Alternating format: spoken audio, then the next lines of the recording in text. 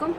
बिस्मिल्लाहिर्रहमानिर्रहीम। आज का जो चैप्टर हमने डिस्कस करना है वो है चैप्टर नंबर 4। ये चैप्टर आपके बेसिक्स हैं, ठीक है, बहुत इजी चीज़ें हैं। इनमें से एमसीक्यूज़ भी आते हैं, एससीक्यू भी आ सकते हैं। एससीक्यू तीन तरह के इधर से आ सकते हैं। जो मेनली जो आते हैं वो एक आपके पास ओवरऑल पूछ लेते हैं कि transport through the cell membrane, उस पर पूरा लिखें, या फिर आपसे एक्टिव ट्रांसपोर्ट और उसकी टाइप्स पूछ लेते हैं, या फिर पैसिव ट्रांसपोर्ट और उसकी टाइप्स पूछ लेते हैं, और या फिर डिफ्यूजन पे पूछ लेते हैं कि डिफ्यूजन और उसकी टाइप्स बताएं। ठीक है, तो चैप्टर डिस्कस करने से पहले मैं आपको एक फ़्लो चार्ट दिखाऊंगी, वो आप बेशक अपने पास लिख लो। ठीक है, तो वो जब हम चैप्टर पढ़ना शुरू करेंगे तो आपने वो फ़्लो चार्ट साथ साथ देखते रहना, तो आपको इंशाल्लाह बहुत अच्छी समझ आएगी।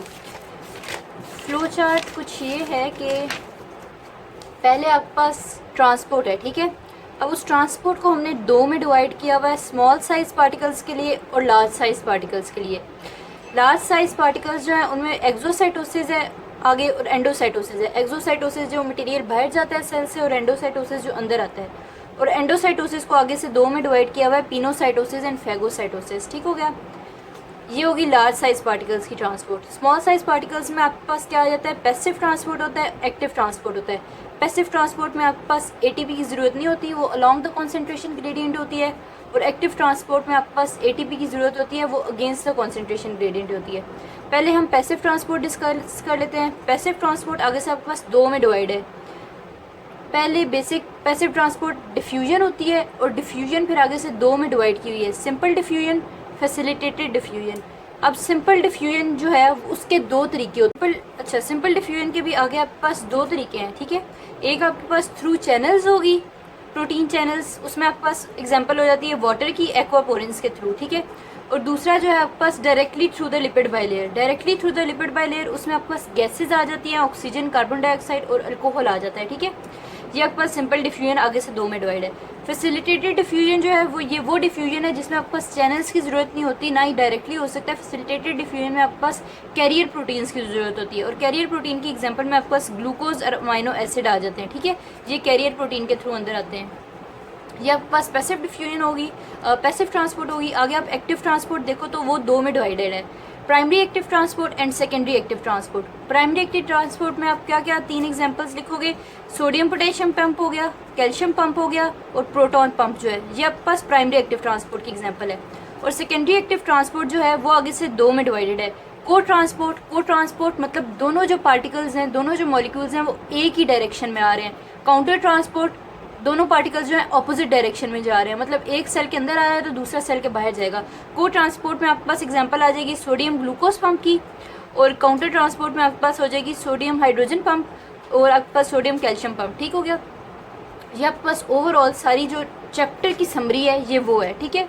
आपके पास अगर क्वेश्चन आता है कि ओवरऑल आप सारी ट्रांसपोर्ट पे क्वेश्चन लिखो, आंसर दो कि ट्रांसपोर्ट कैसे होती है, तो आप ये फ्लो चार्ट भी लिखा हो और इसके अंदर जो एग्जांपल्स हैं वो लिखा हो, तो आपको फुल मार्क्स मिलेंगे, ठीक है। कोई आपके पास एग्जामिनर के पास कोई मौका नहीं होगा कि वो आपके मार्क्स डिडक्ट करे। ठीक हो गया, अब इसके बाद हम चैप्टर शुरू कर लेते हैं, transport of substances through cell membrane. पहला जो आपके पास ये वाला पैराग्राफ है, इधर आपके पास लिखा हुआ है कि इंट्रासेल्युलर फ्लूइड में कौन से आयन ज़्यादा होते हैं, एक्स्ट्रा सेल्युलर फ्लूइड में कौन से आयन ज़्यादा होते हैं। आपके पास, मेरे पास नोमिक है पीपीपी, ठीक है। पीपीपी का मतलब है पोटेशियम, फॉस्फेट एंड प्रोटीन्स, ठीक है। ये वो तीन चीज़ें हैं जिनकी इंट्रासेल्युलर फ्लूइड में कॉन्सेंट्रेशन ज़्यादा है। आप याद कर लो, पीपीपी इंट्रासेल्युलर फ्लूइड में इनकी कॉन्सेंट्रेशन ज़्यादा है, पोटेशियम, प्रोटीन और फॉस्फेट। और सोडियम और कैल्शियम जो है उनकी जो कॉन्सेंट्रेशन है वो एक्स्ट्रा सेल्युलर फ्लूइड में ज़्यादा है। इस पैराग्राफ में, पहले पैराग्राफ में आपके पास इंपॉर्टेंट ये चीज़ लिखी है। अच्छा, the cell membrane consist of a lipid bilayer with cell membrane transport proteins, ठीक है। हम लोग पहली जो इधर इंपॉर्टेंट लाइन है वो ये है कि लिपिड बाइलेयर जो है वो मिक्सेबल नहीं है एक्स्ट्रा सेल्युलर और इंटरसेल्युलर फ्लूइड के साथ, इसलिए ये एक बैरियर बना लेती है, ठीक है, क्योंकि मिक्स नहीं करती दोनों फ्लूइड्स के साथ, एक बैरियर के तौर पे एक्ट करती है। दूसरी इधर जो लिखी हुई है, lipid soluble substances can penetrate the lipid bilayer diffusing directly through the lipid substance. ये हम पहले बात कर चुके हैं कि आपके पास जो लिपिड सॉल्युबल जो चीज़ें हैं, ठीक है, वो डायरेक्टली पास कर सकती हैं। For example carbon dioxide, oxygen, alcohol, ठीक है, ये उनकी एग्जांपल है। उसके बाद उन्होंने ट्रांसपोर्ट प्रोटीन्स की बात की है, ठीक है। ट्रांसपोर्ट प्रोटीन में आपको बता चुकी हूँ, चैनल प्रोटीन्स होती हैं, कैरियर प्रोटीन्स होती हैं। चैनल प्रोटीन्स में आप एग्जांपल लिखोगे वाटर की, एक्वापोरेंस की, ठीक है, और वो आपके पास सिंपल डिफ्यूजन की टाइप है। और जो आपके पास कैरियर प्रोटीन्स इधर दी हुई हैं वो आपके पास फैसिलिटेटेड डिफ्यूजन में काम आती हैं। उधर आप सोडियम ग्लूकोज जो है उसकी एग्जांपल लिखोगे, ठीक है। यहाँ पे लेके यहाँ तक आपके पास ये दो प्रोटीन्स जो है टाइप उनकी डिस्कशन हुई है, चैनल और कैरियर प्रोटीन्स की। याद रखना है चैनल जो है सिंपल डिफ्यूजन में होगी और कैरियर प्रोटीन फैसिलिटेटेड डिफ्यूजन में होगी। Very important point. अब आपके पास डिफ्यूजन वर्सेस एक्टिव ट्रांसपोर्ट, इसका आपके पास इधर डेफिनेशन दी हुई है कि डिफ्यूजन क्या होती है, अलॉन्ग द कॉन्सेंट्रेशन ग्रेडियंट होती है। एक्टिव ट्रांसपोर्ट जो होती है अगेंस्ट द कॉन्सेंट्रेशन ग्रेडियंट होती है। डिफ्यूजन में एनर्जी की ज़रूरत नहीं होती एटीपी की फॉर्म में, एक्टिव ट्रांसपोर्ट में एटीपी की फॉर्म में आपको एनर्जी की ज़रूरत होती है, ठीक है।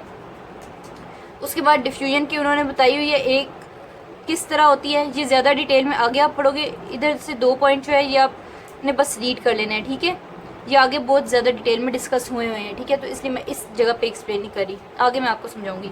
डिफ्यूजन, अच्छा ये जो डिफ्यूजन फिर जी जो आपके यहाँ पे लिखा हुआ है कि आपके पास and the motion never cease except at absolute zero temperature, ये याद करने वाली चीज़ है, ठीक है। उसके अलावा इस पैराग्राफ में कोई ऐसे इंपॉर्टेंस नहीं है। अगले पेज पे आप आ जाओ। अगले पेज पे आपके पास ये जो पेज है इधर आपके पास figure 4.1 very important MCQ point of view से और वाइवा पॉइंट ऑफ व्यू से आपसे कॉन्सेंट्रेशन पूछ लेते हैं, ऑस्ट्री में भी आपके पास लिखने के लिए आ जाती हैं। अब इसको याद करने का तरीका ये है कि आपने सारी चीज़ें हर वैल्यू याद नहीं करनी। जिस आयन की जिस फ्लूइड में कॉन्सेंट्रेशन ज़्यादा है वो आपने कॉन्सेंट्रेशन याद करनी है। फॉर एग्जांपल सोडियम मेरे पास एक्स्ट्रा सेल्यूलर फ्लूइड में ज़्यादा है तो मैं एक्स्ट्रा सेल्यूलर फ्लूइड की इसकी वैल्यू याद करूँगी 142 मिली इक्विवेलेंट्स पर लीटर, ठीक है। उसी तरह पोटेशियम जो है मेरे पास इंट्रा सेल्यूलर फ्लूइड में ज़्यादा है तो मैं इंट्रा सेल्यूलर फ्लूइड की पोटेशियम की वैल्यू याद करूँगी 140 मिली इक्विवेलेंट्स पर लीटर, ठीक है। क्योंकि ये वाली वैल्यू आपके पास एमसीक्यूज़ में ज़्यादातर पूछते हैं। 5 आयन्स हैं जिनकी वैल्यू आपको फिंगर टिप्स पे याद होनी चाहिए, ठीक है। वो एक है सोडियम, एक है पोटेशियम, एक है कैल्शियम, एक है क्लोरीन और एक है फॉस्फेट्स, ठीक है। ये जो 5 हैं इनको तो आपने रट्टा लगा देना है क्योंकि ये आपको हर जगह आगे भी काम आएंगी। सेकेंड ईयर में आप किडनी वगैरह पढ़ोगे उसमें भी काम आएगा, ठीक है।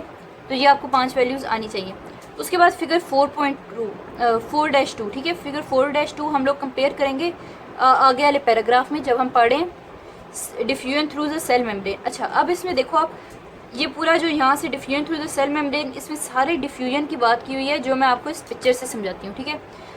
आपके पास डिफ्यूजन है, ठीक है। डिफ्यूजन जो है क्या कहते हैं अलॉन्ग द कॉन्सेंट्रेशन ग्रेडियंट होती है, एनर्जी की ज़रूरत नहीं होती।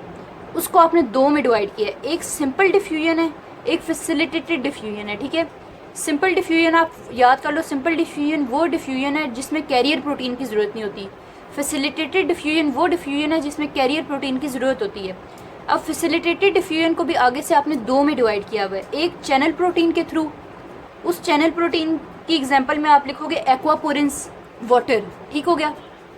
जो चीज़ें लिपिड में सॉल्युबल नहीं होती वो फिर चैनल प्रोटीन्स के थ्रू पास करती हैं, ठीक है। उसको आप उसमें आ गया वाटर, ठीक है। और दूसरी जो आपके पास सिंपल डिफ्यूजन की टाइप है वो है directly through the lipid bilayer. Directly through the lipid bilayer oxygen carbon dioxide gases जो लिपिड बाइलेयर में डिजोल्व कर सकती हैं वो आगे इसमें आ जाती हैं, ठीक है।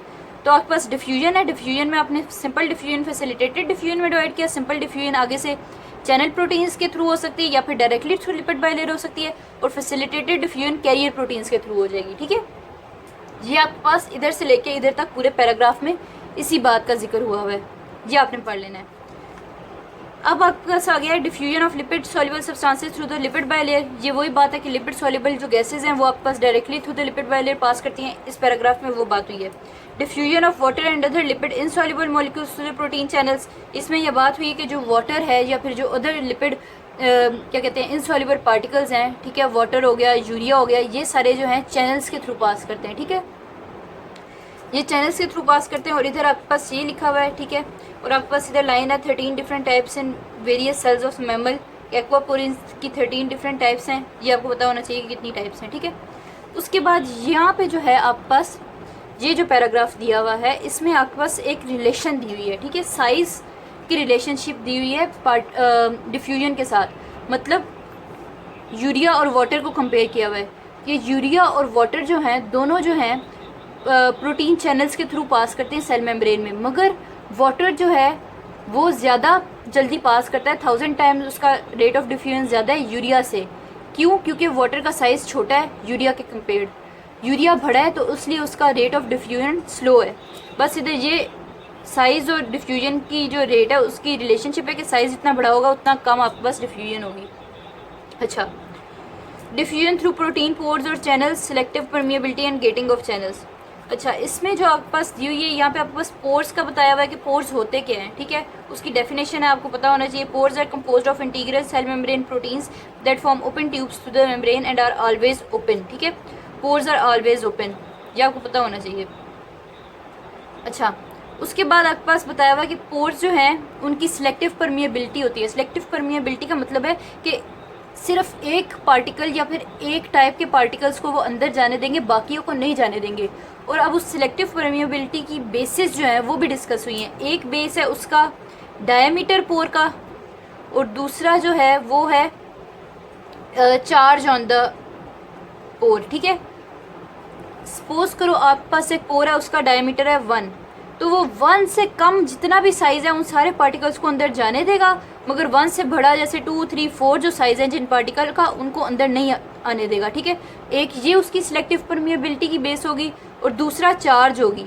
फॉर एग्जांपल आपका जो पोर है वो पॉजिटिव चार्जेस से लाइंड है, तो वो नेगेटिवली चार्ज पार्टिकल को अंदर आने देगा, पॉजिटिवली चार्ज पार्टिकल्स को रिपेल करेगा। तो ये दूसरा उसका परमिएबिलिटी जो है उसकी सिलेक्टिव परमिएबिलिटी की बेसिस है। एक साइज हो गया और एक चार्ज ऑन द पोर हो गया।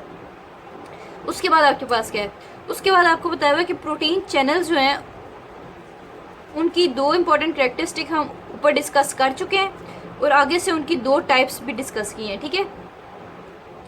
उनकी दो कौन सी टाइप्स हैं, एक वोल्टेज गेटेड चैनल्स होते हैं जो इलेक्ट्रिकल एक्टिविटी पे बेस करते हैं, और एक आपके पास लाइगेंड गेटेड चैनल्स हैं जो केमिकल सब्सटेंस या केमिकल पार्टिकल पे डिपेंड करते हैं। वो आके लगेगा तब वो ओपन होंगे। वोल्टेज गेटेड जो है वो इलेक्ट्रिकल चेंज होगा तब वो ओपन होंगे, ठीक है। वोल्टेज गेटेड चैनल्स हैं और लाइगेंड गेटेड चैनल्स हैं। उसके बाद अच्छा, ये सारी आपकी यहाँ तक याद करने वाली चीज़ें थी जो MCQ SCQ point of view से इंपॉर्टेंट थी जी। उसके बाद जो यहाँ से आपके पास शुरू होता है selective permeability of protein channels, ठीक है। यहाँ से लेके यहाँ तक आपके पास सिर्फ और सिर्फ समझने वाली चीज़ है, यहाँ पे याद करने वाली कोई चीज़ नहीं है। और ये जो डायग्राम है ये भी सिर्फ आपके पास समझने के लिए, आपके पास इसमें से SCQ नहीं आता, ना ही आपके पास इसमें से कोई MCQ आता है, ठीक है। यहाँ से लेके यहाँ तक आपने सिर्फ समझने वाली बात है वो समझनी है, ठीक है। आप बस एक दफ़ा इसको रीड कर लोगे आपको समझ आ जाएगी।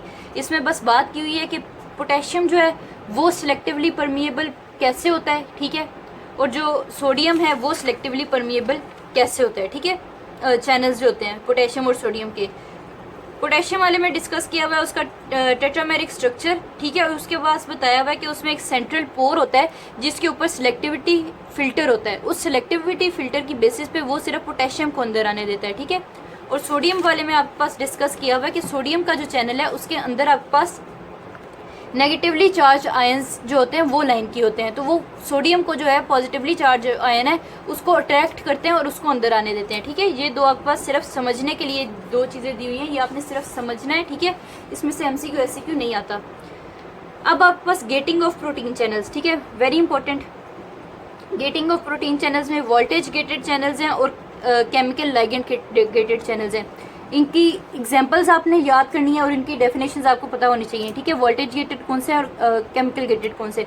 वोल्टेज गेटेड चैनल्स में अच्छा जी, इधर जो है आपके पास एग्जांपल आपको पता होना चाहिए वोल्टेज गेटेड चैनल्स की, केमिकल गेटेड चैनल्स की, ठीक है। वोल्टेज गेटेड में आपके पास सोडियम आ जाएगा, ठीक है।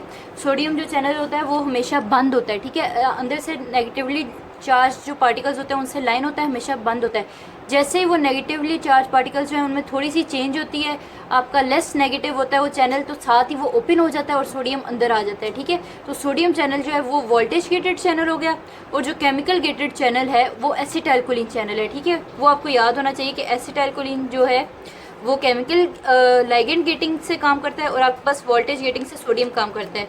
इधर आपके पास यही दो चीज़ें याद करने वाली हैं कि आपके पास पता होना चाहिए कौन से दो तरह के चैनल्स होते हैं और उनकी कौन कौन सी एग्जांपल है। Voltage gated, chemical gated. Voltage में आपके पास सोडियम आ गया और केमिकल में आपके पास एसिटाइलकोलिन आ गया।